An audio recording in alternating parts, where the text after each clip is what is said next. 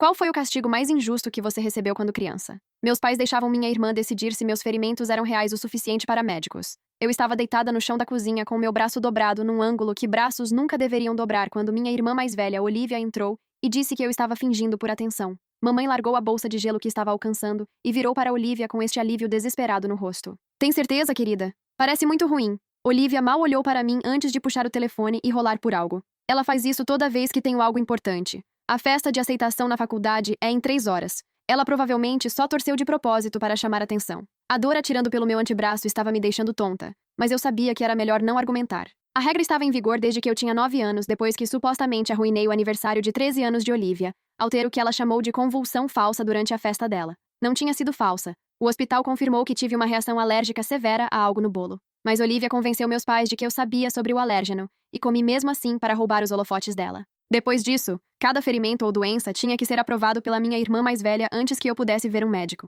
Papai entrou da garagem e me viu no chão com meu braço claramente quebrado, o osso criando esta protuberância horrível sob a pele que fez meu estômago revirar quando olhei. Olivia, qual é sua avaliação? Ele perguntou isto no mesmo tom que usava para decisões de negócios, completamente clínico e distante. Minha irmã finalmente olhou para cima do telefone e caminhou para examinar meu braço de cerca de 1 metro de distância. Ela se agachou, mas não tocou, só inclinou a cabeça e fez este som de consideração. Provavelmente é só uma entorse ruim. Ela está sendo dramática porque Taylor está vindo para minha festa hoje à noite, e ela tem aquela paixonite patética por ele. Meu rosto queimou de humilhação, porque a paixão era real, mas isto não tinha nada a ver com aquilo. Tinha caído da bicicleta tentando evitar bater no cachorro da Sra. Piton quando correu para a rua. A queda tinha sido dura e rápida, e ouvi o estalo quando meu braço bateu no pavimento. Olivia, por favor.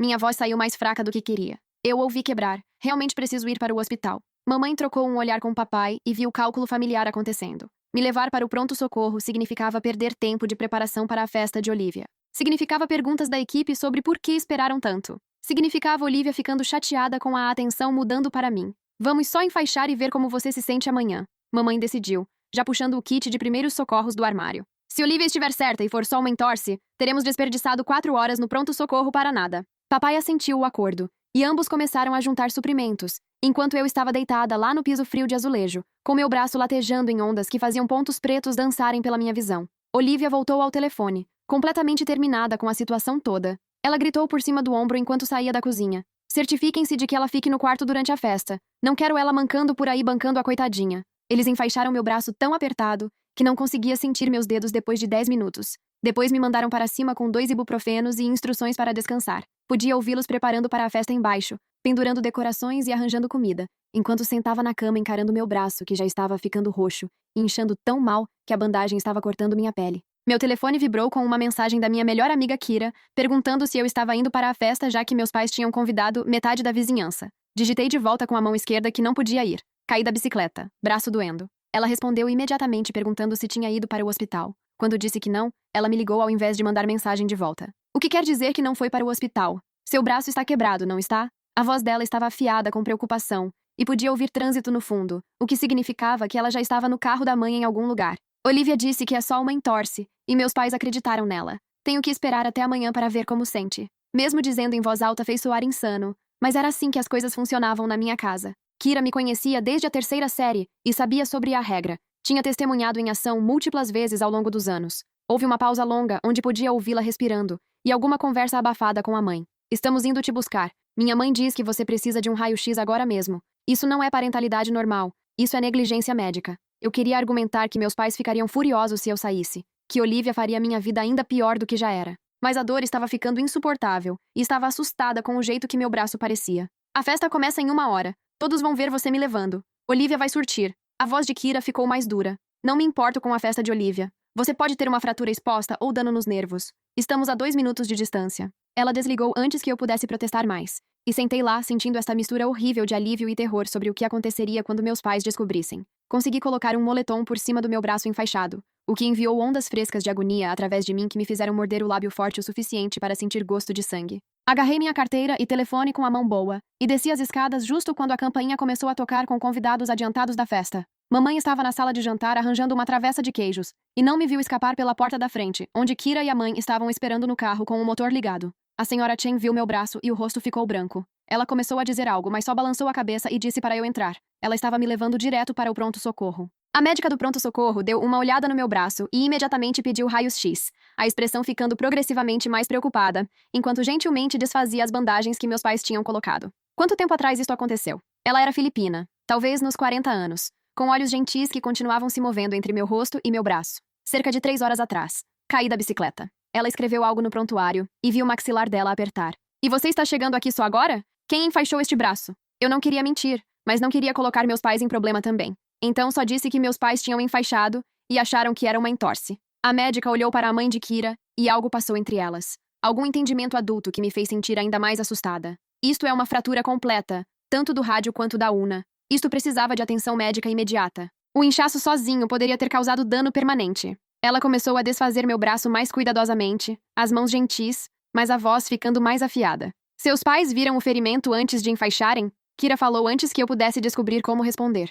A irmã dela disse que não era sério o suficiente para o hospital. Os pais dela sempre perguntam à irmã primeiro antes de levá-la ao médico. A médica parou de desfazer e olhou diretamente para mim, com esta intensidade que me fez querer chorar. Sua irmã? Não uma profissional médica. Sua irmã faz estas decisões? Assenti, e ela imediatamente puxou o telefone e se afastou para fazer uma ligação, enquanto uma enfermeira entrou para terminar de remover as bandagens. A senhora Chen apertou meu ombro bom e disse que tinha feito a coisa certa ao vir aqui, que meus pais estavam errados em me deixar com dor por horas. Os raios-x confirmaram o que a médica já sabia. Ambos os ossos no meu antebraço estavam completamente quebrados. E o jeito que tinham sido enfaixados tinha, na verdade, piorado as coisas ao comprimir os locais de fratura. Eu precisava de cirurgia para fixar os ossos adequadamente, porque esperar 3 horas tinha deixado tudo se deslocar e inchar, ao ponto onde um gesso simples não funcionaria. Eles me internaram imediatamente e agendaram cirurgia para aquela noite. E foi quando 2 oficiais de polícia apareceram pedindo para falar comigo privativamente. A mais velha, oficial Diana Vega, tinha mechas grisalhas no cabelo escuro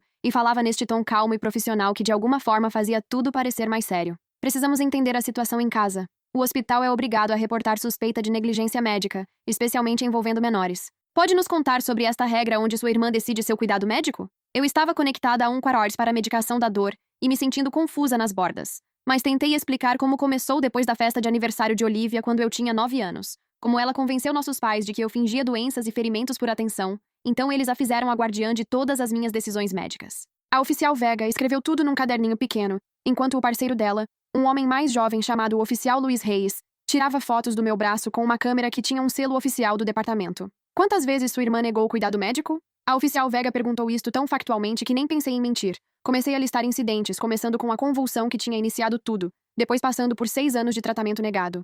A vez que tive infecção de garganta por 2 semanas durante o baile de formatura júnior de Olivia, porque ela disse que estava fingindo para arruinar as compras do vestido. A vez que torci meu tornozelo forte o suficiente para não conseguir andar durante o torneio de debate dela, e ela insistiu que estava sendo dramática. A vez que tive intoxicação alimentar que durou 4 dias porque ela tinha entrevistas de faculdade e não queria nossos pais distraídos. Cada história fez a expressão da oficial Vega ficar mais dura, até ela finalmente levantar a mão para me parar. Isso é suficiente por agora. Vamos precisar que você faça uma declaração oficial, mas primeiro você precisa de cirurgia. Estaremos contactando seus pais e os serviços de proteção à criança. O jeito que ela disse deixou claro que isto não era opcional ou negociável. Meu telefone começou a tocar por volta da hora que estavam me preparando para a cirurgia. O nome da minha mãe piscando na tela repetidamente. A enfermeira perguntou se eu queria atender e balancei a cabeça, deixando ir para o correio de voz. A senhora Chen tinha ficado comigo o tempo todo e disse à enfermeira que lidaria com quaisquer ligações dos meus pais, que eu precisava focar em consertar meu braço. Na sala de cirurgia, o anestesista estava explicando o que aconteceria quando meu telefone vibrou com uma mensagem que a senhora Chen leu em voz alta a meu pedido.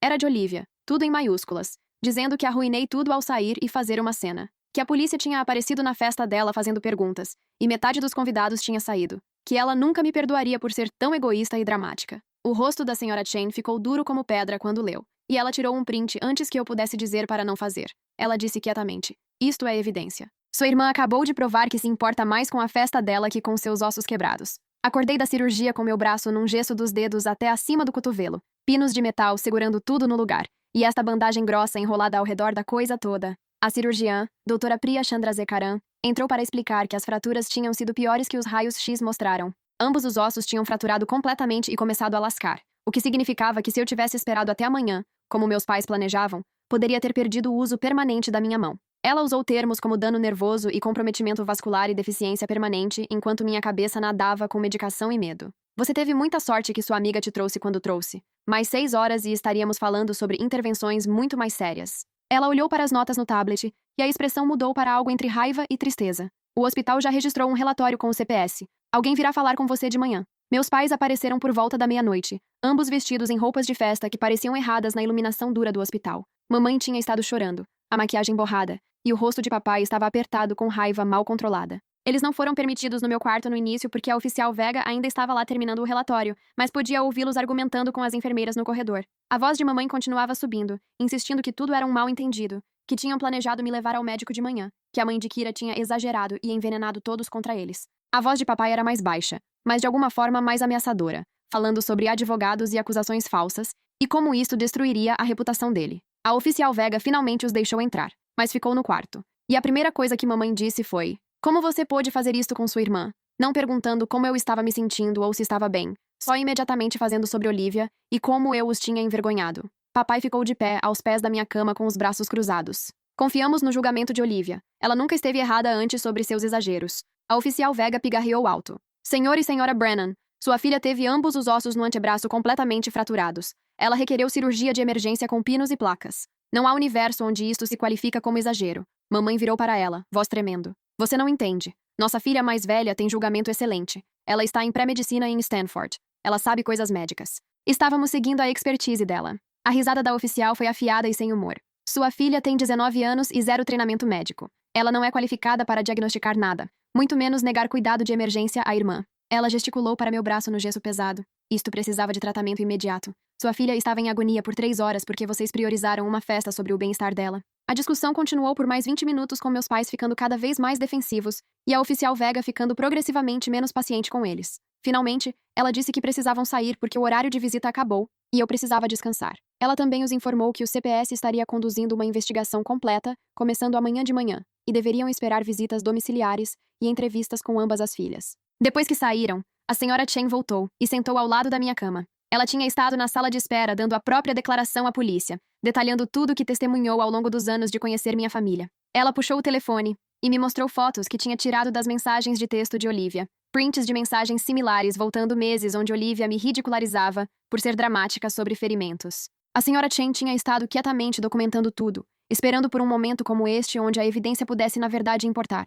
Kira ficou comigo aquela noite, dormindo na cadeira desconfortável ao lado da cama e acordando toda vez que eu fazia um som. Num ponto por volta das 3 da manhã, quando a medicação da dor estava passando e eu estava esperando a enfermeira trazer mais, ela disse algo que ficou comigo. Você sabe que isto não é normal, certo? Tipo, você sabe que seus pais são abusivos e sua irmã está basicamente te torturando com a permissão deles? Nunca tinha me permitido pensar nestes termos antes. Sempre dizia a mim mesma que Olivia era só protetora ou que meus pais estavam só confiando no julgamento dela. Mas deitada lá com pinos no braço de uma fratura que foi ignorada por horas, não podia mais fingir. Eu sei, sussurrei, e dizer em voz alta pareceu quebrar algo aberto dentro do meu peito que estava trancado, apertado por anos. Kira alcançou e segurou minha mão boa, e sentamos lá no quarto de hospital escuro enquanto máquinas apitavam e enfermeiras faziam rondas, e meu entendimento inteiro da minha família desmoronou em algo feio e verdadeiro. A assistente social do CPS chegou às 8 da manhã, uma mulher chamada Stephanie Okonkwo, que usava roupas profissionais e carregava uma pasta de couro recheada de papéis. Ela puxou uma cadeira perto da minha cama e explicou que o relatório do hospital combinado com as declarações da polícia tinham desencadeado uma investigação emergencial. Ela me pediu para passar pela regra sobre Olivia e contei tudo. Sobre a primeira vez quando tinha 9 anos e tive a reação alérgica. Sobre a progressão de incidentes onde Olivia me negou cuidado para problemas cada vez mais sérios. Sobre como meus pais tinham transferido toda a autoridade médica para minha irmã, porque confiavam no julgamento dela mais do que confiavam nos meus relatos do meu próprio corpo. Stephanie escreveu tudo em caligrafia arrumada, ocasionalmente fazendo perguntas de esclarecimento sobre incidentes específicos ou cronologias. O rosto dela ficou profissionalmente neutro, mas vi ela segurar a caneta mais forte quando descrevi esperando com intoxicação alimentar por 4 dias. Depois de 1 hora de perguntas, Stephanie fechou a pasta e me olhou diretamente. Estou te colocando em custódia protetiva temporária pendente à investigação. Você não vai para casa até determinarmos se é seguro. Tem quaisquer parentes ou amigos da família que poderiam te acolher? Imediatamente pensei na senhora Chen e Kira, e Stephanie fez anotações sobre contactá-las para uma avaliação de colocação. Ela também me disse que Olivia seria entrevistada separadamente, e meus pais seriam obrigados a comparecer às sessões de aconselhamento obrigatórias sobre cuidado médico apropriado para menores. A investigação levaria várias semanas no mínimo, possivelmente meses, dependendo do que encontrassem. Eu seria permitida visitas supervisionadas com meus pais se quisesse,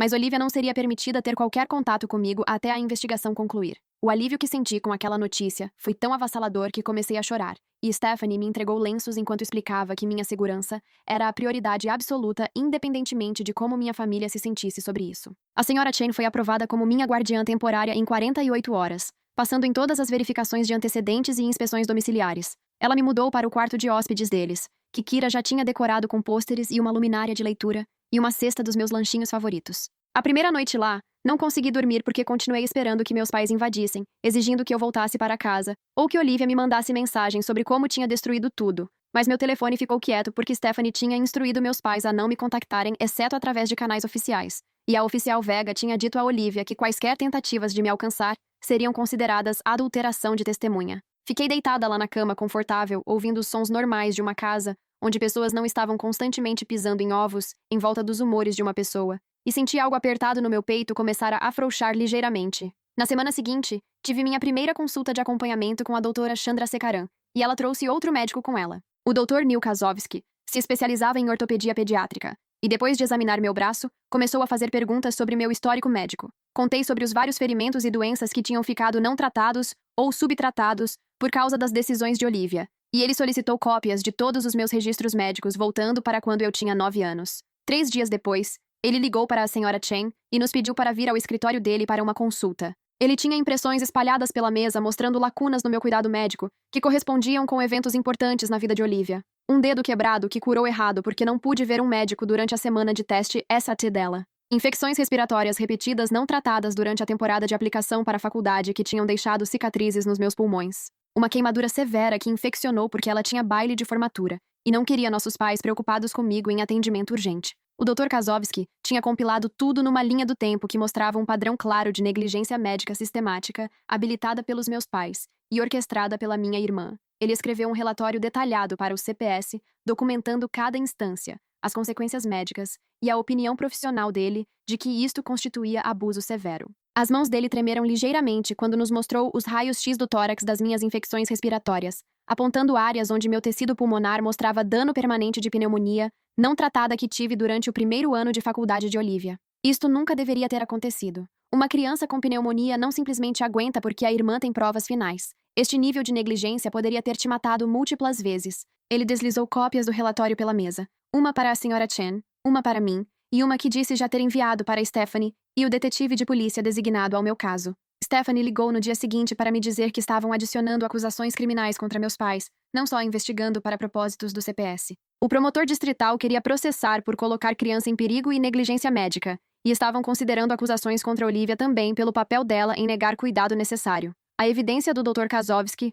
combinada com os relatórios da polícia e declarações de testemunhas, pintava um quadro de abuso sistemático ao longo de 6 anos. Stephanie perguntou se eu estaria disposta a testemunhar no tribunal se chegasse a isso, e disse sim, sem hesitação. Estava cansada de protegê-los, cansada de fingir que a regra era normal ou aceitável, cansada de carregar o peso da disfunção deles. Ela me disse que a audiência preliminar estava agendada em 3 semanas, e eu deveria me preparar para meus pais lutarem agressivamente contra isto. Eles já tinham contratado uma advogada cara que estava alegando que tudo era um mal-entendido explodido fora de proporção por uma assistente social do CPS inexperiente. Meus pais solicitaram uma visita supervisionada através de canais oficiais, e Stephanie arranjou no escritório do CPS com ela presente. Eles entraram parecendo menores de alguma forma, menos comandantes do que sempre pareceram. Mamãe tinha perdido peso e o cabelo de papai parecia mais grisalho. Eles sentaram do outro lado de mim numa mesa de conferência, e mamãe imediatamente começou a chorar, alcançando minha mão. Puxei para trás, mantendo ambas as mãos no colo onde ela não podia me tocar. Querida, nunca quisemos que você se machucasse.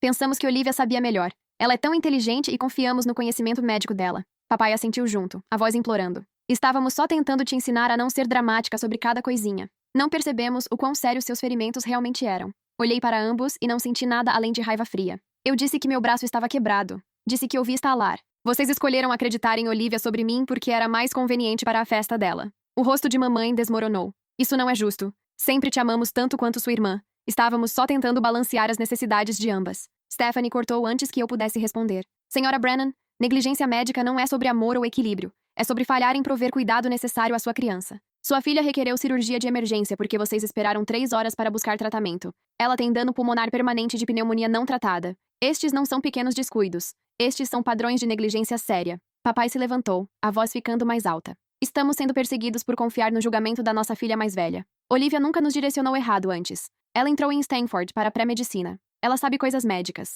A voz de Stephanie ficou nivelada, mas firme. Ela é uma caloura de faculdade de 19 anos. Não é qualificada para diagnosticar nada. E mesmo se fosse, a resposta apropriada a uma fratura potencial é a avaliação médica imediata, não enfaixar e esperar pelo melhor. A visita terminou cedo porque meus pais continuaram tentando se defender ao invés de reconhecer o que tinham feito. Quando estavam saindo, mamãe virou uma última vez. Por favor, volte para casa. Sentimos sua falta. Olivia sente sua falta. A menção de Olivia fez meu estômago revirar. Disse à mamãe que não estava voltando para casa, que me sentia mais segura com Kira e a senhora Chen do que já me senti na casa deles. O rosto de papai endureceu com aquilo, e ele disse algo sobre eu estar sendo manipulada por influências externas, que o CPS estava me envenenando contra minha própria família. Stephanie terminou a visita completamente então, escoltando meus pais para fora enquanto protestavam. Depois que saíram, ela sentou de volta comigo e perguntou como estava me sentindo. Contei a verdade, que vê-los só me fez sentir brava e triste, que não queria consertar as coisas com pessoas que ainda não podiam admitir que fizeram algo errado. A audiência criminal aconteceu numa sexta de manhã num tribunal que cheirava a madeira velha e ansiedade.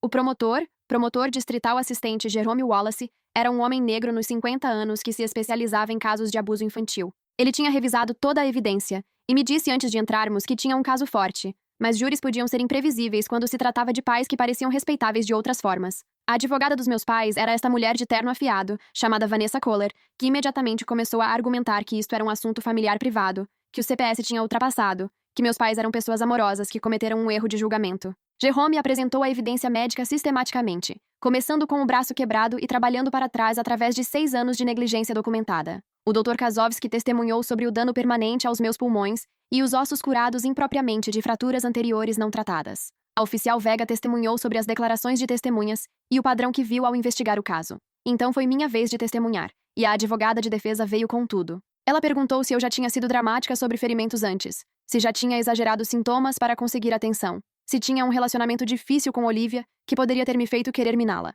Respondi cada pergunta honestamente, admitindo que sim. Às vezes tinha estado preocupada com coisas menores que se revelaram nada. Mas também apontei que crianças não têm treinamento médico, que é normal estarem certas sobre sintomas. E é exatamente por isso que pais devem errar do lado da cautela. Vanessa tentou me fazer tropeçar perguntando sobre incidentes específicos que Olivia alegou serem exagerados, mas Jerome objetou toda vez que ela tentou usar as avaliações de Olivia como se fossem fato médico. O juiz sustentou a maioria das objeções dele, e eventualmente a advogada de defesa sentou parecendo frustrada. Olivia testemunhou em seguida, e assistir ela no banco das testemunhas me fez entender o quanto ela sempre controlou tudo. Ela era ponderada e articulada, explicando como tinha estado protegendo nossos pais do meu comportamento de busca de atenção por anos. Como eu aprendi que ficar machucada ou doente me conseguiria simpatia e foco. Então, comecei a fingir ou exagerar sintomas sempre que ela tinha algo importante acontecendo. Ela falou sobre a reação alérgica no aniversário de 13 anos dela, alegando que comi o bolo apesar de saber que me faria mal só para arruinar a festa. O promotor a deixou falar até se meter num canto, então puxou registros médicos mostrando que não tinha ideia sobre o alérgeno, que era uma alergia nova à qual nunca tinha sido exposta antes. Ele sistematicamente desmontou cada exemplo que ela deu, mostrando registros de hospital ou anotações de médicos confirmando que meus ferimentos e doenças eram reais e sérios. No final do interrogatório cruzado dele, Olivia estava chorando e insistindo que só tinha estado tentando ajudar, que nunca quis que eu me machucasse seriamente. O juiz levou 2 semanas para tomar uma decisão, e quando voltamos para o veredito, o tribunal estava lotado com pessoas de ambos os lados. Os amigos e colegas dos meus pais apoiando eles, a senhora Chen e Kira me apoiando, Stephanie do CPS, Jerome e a equipe dele. O juiz, um homem branco mais velho chamado Douglas McNeil, leu de suas anotações por 10 minutos antes de entregar o veredito. Ele considerou meus pais culpados de colocar criança em perigo e negligência médica, sentenciando eles a 2 anos de liberdade condicional, com aulas de parentalidade obrigatórias e monitoramento regular do CPS. Ele também emitiu uma ordem protetiva declarando que Olivia não deveria ter qualquer autoridade de tomada de decisão médica sobre mim até eu completar 18 anos, e que quaisquer decisões médicas futuras seriam feitas pela minha guardiã legal em consulta com profissionais médicos reais. Meus pais seriam permitidos visitação supervisionada apenas, e quaisquer tentativas de violar a ordem protetiva resultariam em prisão imediata. O tribunal irrompeu em barulho, os amigos dos meus pais protestando a sentença enquanto a senhora Chen apertou meu ombro em apoio. Meus pais sentaram congelados na mesa deles, a advogada já falando sobre apelações. Olivia estava chorando na primeira fila, o moletom de Stanford dela se destacando contra as roupas escuras que todos usavam. Senti essa combinação estranha de alívio e tristeza, feliz pela proteção, mas triste que tinha levado um braço quebrado e um caso judicial para chegar lá. Fora do tribunal, repórteres tentaram fazer perguntas, mas Stephanie e a Sra. Chen me apressaram para o carro antes que pudesse dizer algo. Jerome nos alcançou no estacionamento e disse que tinha sido incrivelmente corajosa, que casos como este eram difíceis de provar e meu testemunho tinha sido crucial. Ele me entregou o cartão e disse que se alguma vez precisasse de algo, deveria ligar diretamente. A vida na casa da Sra. Chen se acomodou numa rotina que parecia quase normal. Fui para a escola, compareci à fisioterapia para meu braço 2 vezes por semana, e vi uma terapeuta chamada doutora Amina Bashir, que se especializava em trauma de abuso familiar. Ela me ajudou a entender que a regra que meus pais criaram não era só negligente, mas era uma forma de tortura psicológica, me ensinando que meu corpo e dor não eram confiáveis, que a avaliação de outra pessoa importava mais que minha experiência vivida. Ela me deu exercícios para reconhecer quando estava minimizando minhas próprias necessidades, para confiar em meus instintos sobre minha saúde, para entender que merecia cuidado imediato sem ter que provar que estava doente o suficiente. O trabalho foi difícil, e às vezes saí das sessões chorando, mas devagar, comecei a me sentir mais sólida, menos como se estivesse constantemente esperando alguém me dizer se minhas experiências eram reais. Meu braço curou devagar, requerendo mais 3 cirurgias para remover pinos e ajustar placas. Cada vez, a doutora Chandrasekaran documentou tudo para o caso contínuo do CPS, notando que os atrasos no tratamento inicial tinham complicado o processo de cura e provavelmente resultariam em mobilidade limitada permanente no meu pulso. Ela escreveu cartas para minha escola, explicando acomodações que precisaria e trabalhou com fisioterapia para maximizar que função eu poderia recuperar.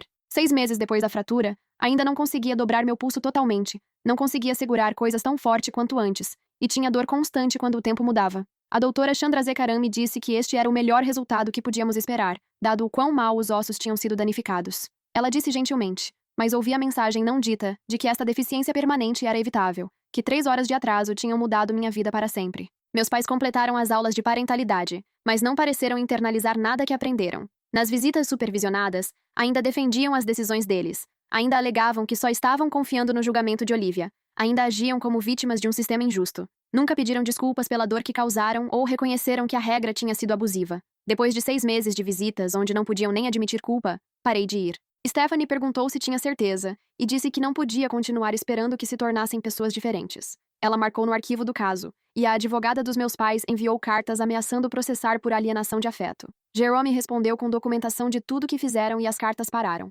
Estava oficialmente terminada com eles, livre para construir uma vida que não incluía pessoas que me deixaram sofrer por 6 anos, ao invés de inconvenientar minha irmã. Olivia tentou me contactar repetidamente, enviando e-mails e cartas através do meu endereço antigo da escola. A Sra. Chen filtrou tudo e guardou para Stephanie, que documentou o contato como violações de ordem protetiva. Os e-mails eram todos variações do mesmo tema. Olivia alegando que tinha estado tentando me proteger de mim mesma, que nunca quis que as coisas fossem tão longe, que eu estava destruindo nossa família ao recusar perdoá-la. Nunca houve qualquer desculpa real. Nunca qualquer reconhecimento de que as decisões dela causaram dano real. Só justificativas e transferência de culpa. Depois do 3º e-mail, Stephanie reportou ao tribunal, e Olivia recebeu um aviso oficial de que qualquer contato adicional poderia resultar em acusações criminais. Os e-mails pararam depois disso, mas às vezes via os posts dela nas redes sociais através de amigos mútuos, sempre bancando a vítima, sempre se posicionando como a parte injustiçada numa situação que não podia controlar. Terminei o ensino médio morando com a Sra. Chen e Kira, que tinha se tornado mais de uma irmã para mim do que Olivia alguma vez foi.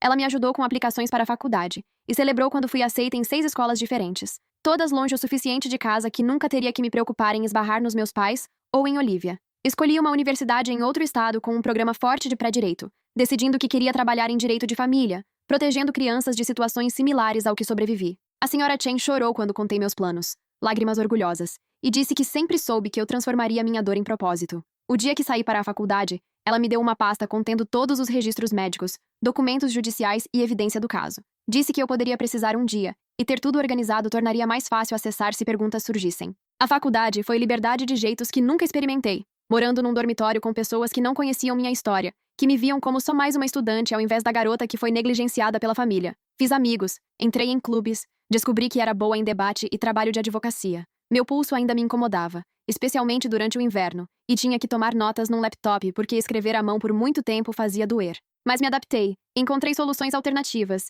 e devagar parei de ver como uma deficiência, e mais como só parte de quem eu era agora. Nas minhas aulas de direito de família, escrevi trabalhos sobre negligência médica e abuso entre irmãos, que meus professores disseram serem alguns dos trabalhos mais perspicazes que leram. Transformei minha experiência em expertise, e pareceu poderoso ao invés de doloroso. Meus pais enviaram uma carta final durante meu segundo ano, encaminhada através da universidade. Era digitada em formato formal, dizendo que completaram todos os requisitos da liberdade condicional e queriam reconstruir nosso relacionamento. Tinham incluído um cheque para minhas despesas de faculdade e uma nota manuscrita de minha mãe dizendo que sentia minha falta. Encarei o cheque por um longo tempo, tentada pelo dinheiro, mas sabendo que aceitá-lo significaria abrir uma porta que trabalhei duro para fechar. Mandei tudo de volta com uma nota breve, dizendo que apreciava o contato, mas não estava pronta para contato. Eles nunca tentaram de novo depois disso, e ouvi através de parentes distantes que se mudaram para outro estado onde ninguém sabia sobre o caso, recomeçando em algum lugar fresco. Olivia se formou em Stanford e foi para a faculdade de medicina, o que pareceu a piada mais cruel do universo.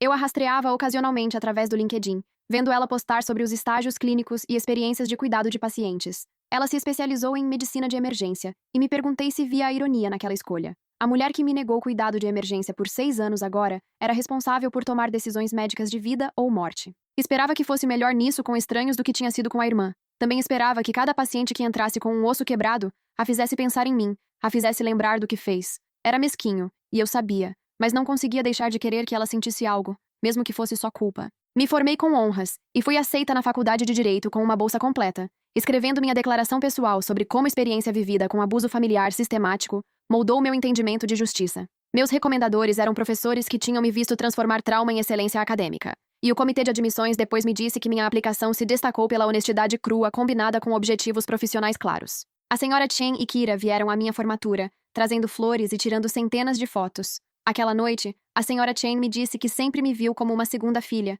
que me acolher foi uma das melhores decisões da vida dela. Chorei e agradeci por me salvar, não só daquela noite com o braço quebrado, mas de anos mais de abuso que teria sofrido se ela não tivesse intervindo. 10 anos depois do braço quebrado, estava trabalhando como advogada de direito de família, especializada em casos de negligência médica, quando recebi uma ligação de Stephanie, que manteve contato ao longo dos anos. Ela disse que tinha um caso que a lembrou do meu. Um garoto adolescente cujo irmão mais velho tinha recebido o poder de veto médico pelos pais. Eu estaria disposta a consultar. Disse sim imediatamente e passei 3 horas revisando arquivos de caso que poderiam ter sido minha história com nomes diferentes. O padrão era idêntico, as justificativas as mesmas, o abuso embrulhado na mesma linguagem de confiança e julgamento. Ajudei a construir o caso que eventualmente removeu o menino da casa e resultou em acusações criminais contra os pais. Depois, a guardiã dele me agradeceu e disse que minha expertise tinha feito toda a diferença. Dirigi para casa aquela noite pensando sobre eu, aos 15 anos, deitada num chão de cozinha com um braço quebrado, e me senti grata por ter sobrevivido para ajudar outros em situações similares. Meu pulso ainda dói quando chove,